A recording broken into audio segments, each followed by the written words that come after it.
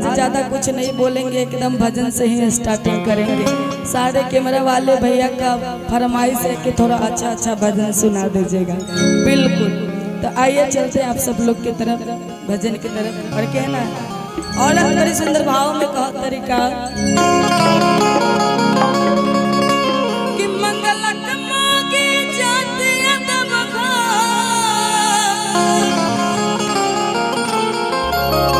अद पेन के गिरुआ सारी सजनवा हमरो के बलमवा हमरो